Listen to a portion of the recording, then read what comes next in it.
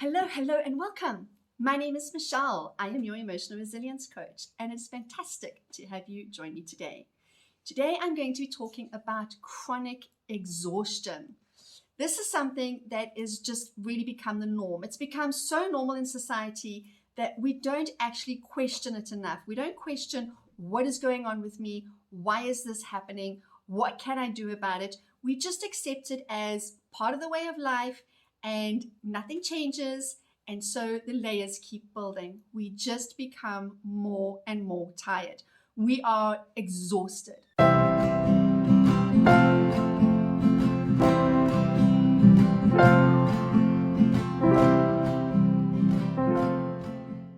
We might try to do things like stretch a little bit, maybe walk outside, get some fresh air, eat something healthy over a long period of time. Obviously, not just one meal is going to do it, but change our diet a little bit. And we still might have moments of, what is going on? Why am I so incredibly tired? And for those of us who have cptsd, it's because this has become a rehearsed way of being. It's what our brains do to survive. Now, we're all very familiar with the fight-flight response. This idea of our brain and our body kicking into gear to make sure that we are safe. So either we're going to attack the tiger, or we're going to lie down and play dead and hope that the tiger doesn't see us, right? We're going to maybe run away. We're going to do something that we feel is protective to our well-being, to ourselves, family, whatever it may be. And for instance, maybe you have a little toddler and you're about to step onto the road and the toddler is about to run off and there's a car coming. You're going to grab the toddler, yank the toddler, put the toddler back down next to you. And this is all going to happen in a couple of just split seconds, right? Your brain isn't really going to trigger yet until after the fact what is happening. You might shout at the toddler, you might shake, the adrenaline is coursing through your brain. It is a crazy feeling.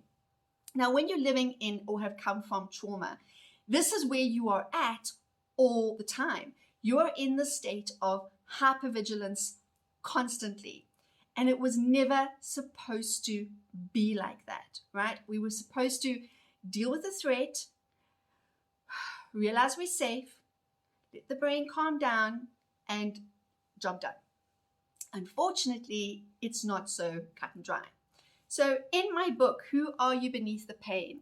I speak a little bit to this. I say, when living from our trauma responses, this is not so cut and dry. The fact about, yay, job done. When living in perpetual fear, as so many trauma sufferers do, it just becomes a way of being. Now, our lives might be okay now. What might be relatively calm, it might be relatively peaceful. Maybe you have attained a bit of stability in your life, and maybe you've already done a lot of work and yet there's something still niggling in the background, or something inadvertently triggered you and you're thinking, I thought I've been there, done that, got the t-shirt, cleared this up. Why is this still happening to me? And the reason why this is happening is because our trauma responses are now being triggered. So it is no longer triggered on occasion. It is triggered so frequently that our brains just don't switch it off anymore. This has become our new normal. Our brains have set up camp in that place and we live in that state. Welcome to perpetual fear and anxiety. And have I mentioned yet chronic exhaustion? You know, that constant feeling of something being wrong. And if it's not wrong, it's sure about to be wrong. But we are too tired to figure all of it out. But we try anyway because we must stay safe. That feeling, it becomes our rehearsed way of being. So we end up with things like adrenal fatigue. We seem to have a lot of knee-jerk reactions to life.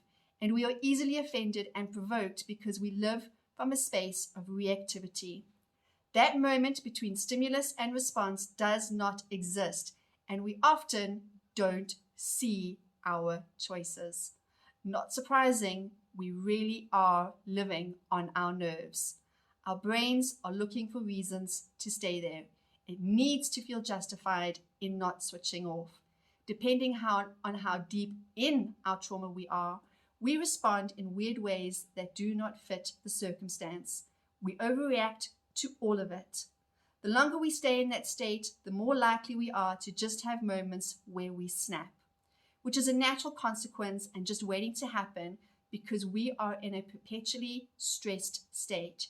Yet, we still hang on, even if it is by the very last thread. Okay, so this is a good question to ask yourself. Am I feeling triggered? Is there something that has happened that maybe I'm in an emotional flashback? Is there something that I'm going through maybe just below the surface? I will give you, for instance, now where I'm really being stretched, I'm really being pulled. It doesn't matter how much I rest, I'm still exhausted.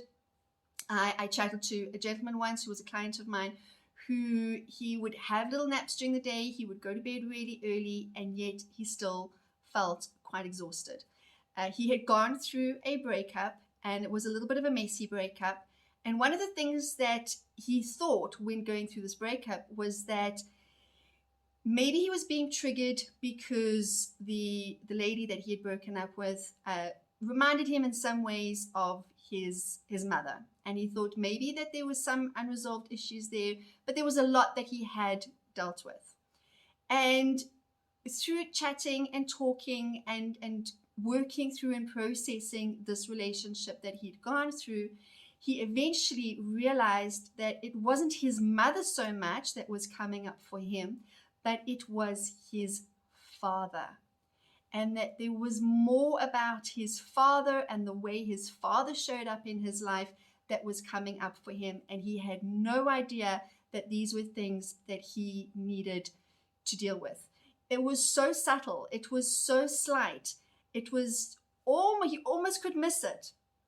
But when speaking about it and when letting it out and in the process of figuring out what happened and untangling it all, he could start to see the parallels between his girlfriend and his father.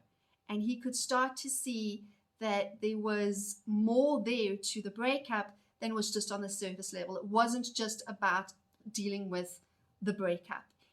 What brought up for him was so many things from his childhood, and particularly his relationship with his father. Things that he'd suppressed, things that he'd forgotten, things that he'd ignored, or things that we justify as just being normal, right? That's something that I will cover later on. So often we just look at dysfunctional things that happen in our relationships at home, with parents, with family, and we kind of put it down to, well, doesn't everybody do it? Or we go to the other side of the pendulum and we think we're so alone, nobody would ever be able to relate. There is a middle place that we can come to and where we can feel seen and heard and recognized. So if you are suffering with exhaustion, if you are feeling like everything is just too much and too overwhelming for you right now, if you are doing everything you can to rest and yet you are still very, very tired, take a step back, take out a clean piece of paper and a pen and just write some thoughts about what it is that's been going on in your life lately. Even the things that just seem par for the course, normal, status quo, run-of-the-mill things, just kind of look at it and see if there is a parallel you can make to something that might trigger you from an unresolved issue that you haven't sorted out yet. And so you're actually living in a trauma response, which is what is making you so deeply exhausted. Please don't forget to hit like, subscribe, the notifications button. Come on over to Emotional Resilience Coach, say hey to me there. And if you have any questions, any clarity, anything you want to kind of know about on a deeper level, do send me a message and I would get straight to it. As always, I love to hear from you. Have a most empowered day.